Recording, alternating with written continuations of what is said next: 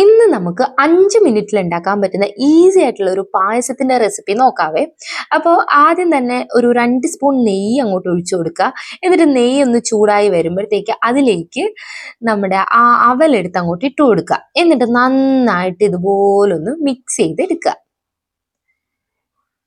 അവലിതാ നന്നായിട്ട് നെയ്യും അവലും കൂടെ മിക്സായി വന്നിട്ടുണ്ട്. അപ്പോഴത്തേക്ക് നമ്മൾ സാധാരണ പാലുണ്ടല്ലോ അങ്ങോട്ട് ഒഴിച്ചു കൊടുക്കുക. കുറച്ചൊഴിച്ചാൽ മതിയേ.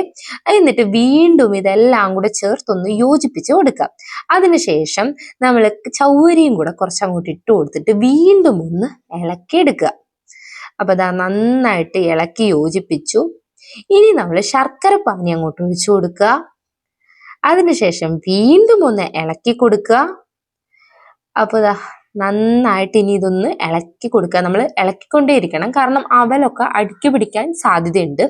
അപ്പോൾ അതിനുശേഷം വീണ്ടും കുറച്ച് പാലൂടെ, ഇപ്പം നമ്മളെടുത്ത പാല് കുറച്ച് കട്ടിപ്പാലായിപ്പോയി, അപ്പോൾ അതും കൂടെ അങ്ങോട്ട് ഇട്ടിട്ട് നന്നായിട്ട് വീണ്ടും ഒന്ന് ഇളക്കി കൊടുക്കുക. എന്നിട്ട് നമുക്ക് ഡെക്കറേഷൻ പരിപാടികളൊക്കെ തുടങ്ങാം. അപ്പം വീണ്ടും ഒരു സ്പൂൺ നെയ്യ് ഒഴിച്ചിട്ട് അതിലേക്ക് നമ്മൾ നട്ട്സ് ഇടുക. നട്ട്സ് നന്നായിട്ടൊന്ന് മൂപ്പിച്ചെടുക്കുക. അതിനുശേഷം നമ്മൾ അതിലേക്ക് നമ്മുടെ കിസ്മിസും കൂടെ അങ്ങോട്ട് ഇട്ട് കൊടുക്കുക. എന്നിട്ട് നമ്മൾ ആ ഉണ്ടാക്കി വെച്ചേക്കുന്ന പായസത്തിൽ കുറച്ച് ചുക്കുപൊടിയും അതുപോലെ തന്നെ നമ്മുടെ ആ ഒരു വറുത്ത് വെച്ചിരിക്കുന്ന നട്ട്സും കിസ്മിസും എല്ലാം കൂടെ അങ്ങോട്ട് ചേർത്ത് അങ്ങോട്ട് കൊടുക്കുക. അപ്പം ഇത്രയേ ഉള്ളൂ, സിമ്പിൾ ആയിട്ടുള്ള പായസമാണ്. നമുക്ക് പെട്ടെന്ന് ഉണ്ടാക്കാം. നമുക്ക് ഒരുപാട് സമയവും വേണ്ട, അതുപോലെ തന്നെ വീട്ടിലുള്ള സാധനങ്ങൾ വെച്ചിട്ട് തന്നെ ഉണ്ടാക്കാം.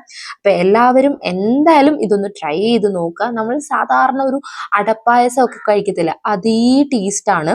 അപ്പം എന്തായാലും ഇതൊന്ന് ട്രൈ ചെയ്തിട്ട് നിങ്ങളുടെ അഭിപ്രായങ്ങളൊക്കെ കമൻറ്റ് ചെയ്യുക.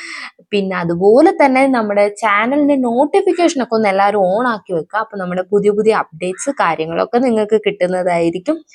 അപ്പോൾ എല്ലാവർക്കും നമ്മുടെ ചാനൽ സപ്പോർട്ട് ചെയ്യുന്ന നമ്മുടെ എല്ലാ സബ്സ്ക്രൈബേഴ്സിനും താങ്ക് യു സോ മച്ച്.